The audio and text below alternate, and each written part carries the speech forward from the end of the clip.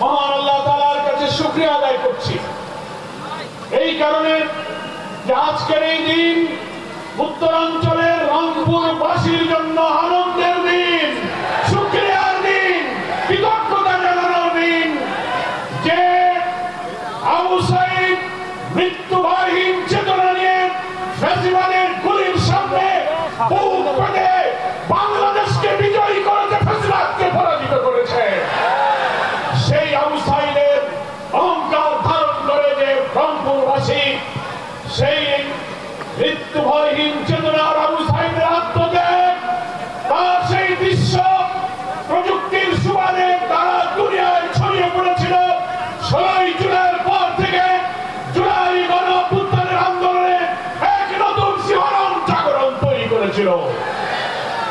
আবু সাঈদের বীরত্বপূর্ণ আত্মত্যাগ যেমন সারা বাংলাদেশের বিপ্লবী জনগণের রক্তে শিহরণ তৈরি করেছিল, তেমনি আমাদের প্রিয় নেতা যাকে অন্যায়ভাবে কারাগারে মিথ্যা অভিযোগে আটক রাখা হয়েছিল 14 বছর, সেই অভিযোগ মিথ্যা প্রমাণ করে কারাগার থেকে মুক্ত হয়ে এটিএম আজহারুল ইসলামের মুক্তি সারা বাংলাদেশের ইসলামী আন্দোলনের কর্মীদের মধ্যে প্রাণের বন্যা তৈরি করেছে। আলহামদুলিল্লাহ, সেই প্রাণের বন্যা আজকে রংপুরের এই ময়দানে একজন সমুদ্র তৈরি করেছে। স্বাস্থ্যকর অল টাইম ফ্যামিলি কেক, সব সময় অল টাইম হেলদি লাইফ। সংগ্রামী ভাইরা আমার, বাংলাদেশ জামাত ইসলামীর সম্মানিত আমির ডাক্তার শফিকুর রহমান বাংলাদেশে নতুন বাংলাদেশ নির্মাণের স্বপ্নসারথী হিসেবে জাতীয় ঐক্যের ডাক দিয়ে এই জুলাই অভ্যুত্থানের চেতনা ধারণ করে আগামী জাতীয় নির্বাচনে ওই 2000 ছাত্র জনতার জীবন 16-17 বছর যারা সংগ্রাম করেছেন, 20,000 মানুষ যে আহত হয়েছে, তাদের স্বপ্ন পূরণের জন্য আমাদেরকে আহ্বান জানিয়েছেন। ছাত্র আন্দোলনের সময় যে স্লোগান দিয়েছিল উই ওয়ান্ট জাস্টিস, আমরা সুবিচার চাই, সেই সুবিচার, সেই ন্যায় বিচার একমাত্র আসমানের মালিক, আসমান থেকে নাজিল হওয়া কিতাব কোরআনের মধ্যে যে সুবিচারের বিধান রেখেছেন, সেই বিধানেই আছে একমাত্র সুবিচারের বিধান, সেটাই হচ্ছে একমাত্র জাস্টিস। তাই আমরা মনে করি 24-এর গণঅভ্যুত্থানের পর রাজনৈতিক যে পরিবর্তন সূচিত হয়েছে, দেশপ্রেমিক ইসলামী শক্তির মধ্যে যে ঐক্যের সম্ভাবনা আমরা দেখতে পাচ্ছি, সেটাকে কাজে লাগিয়ে সেই সুবিচারের বাংলাদেশ আমাদের করতে হবে। কোন মানুষের তৈরি করা আইনের সুবিচার কায়েম হতে পারে না। আল্লাহ তাআলা কোরআন শরীফে বলেছেন সুবিচার হচ্ছে একমাত্র আল্লাহর বিধানের মধ্যে। সূরা হাদীদে আল্লাহ বলেছেন লাকাদ আরসালনা রুসুলানা বিল বাইয়িনাতি ওয়া আনসালনা মা'হুমুল কিতাবা ওয়াল মিজান লিয়াকুমা আন-নাসু বিল কিসত ওয়া আনসালনা আল-হাদীদ ফীহি বাসুন শাদীদ ওয়া মানাফি'উ লিন-নাস। কোরআন মজিদের এখানে আল্লাহ বলছেন আল্লাহ তাআলা আমাদের জন্য রাসূলগণকে পাঠিয়েছেন, বাইয়িনা দিয়েছেন, কিতাব দিয়েছেন, মিজান দিয়েছেন।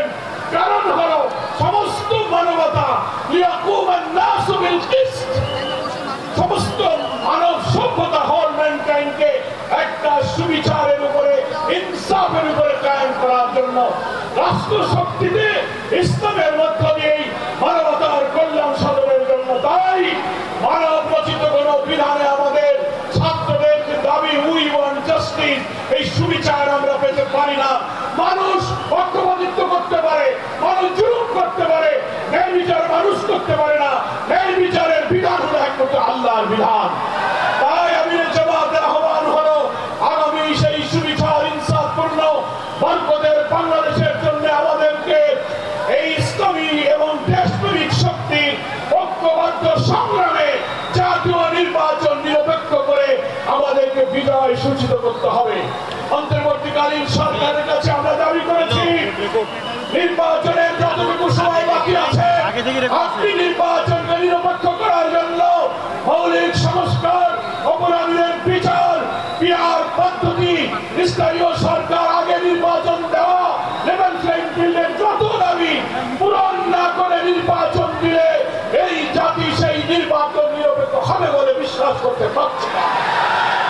এত রক্ত, এত কষ্ট আমরা বৃথা যেতে দিতে পারি না।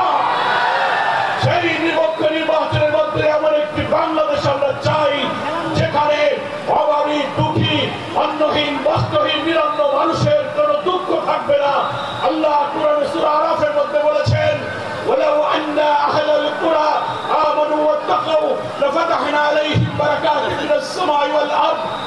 কোন জনপদের মানুষ, কোন দেশের মানুষ যদি আল্লাহর উপর ঈমান আনার পর আল্লাহকে ভয় করার ভিত্তিতে রাষ্ট্র চালাতে পারে, আসমান এবং জমিনের সমস্ত বরকতের দরজা আল্লাহ আমাদের জন্য খুলে দেবেন।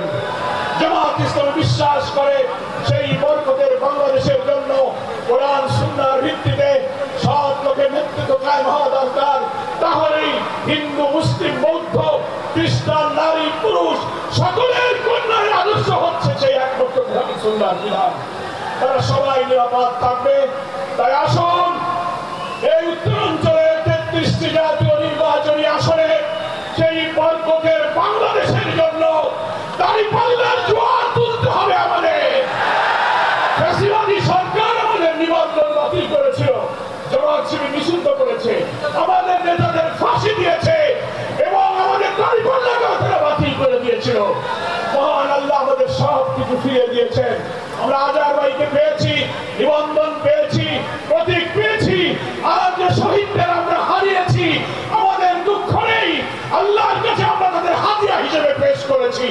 এর বিনিময়ে আমরা বরকতের বাংলাদেশ নির্মাণে উত্তরাঞ্চল থেকে ইসলামের বিজয় সূচনা করবে ইনশাআল্লাহ।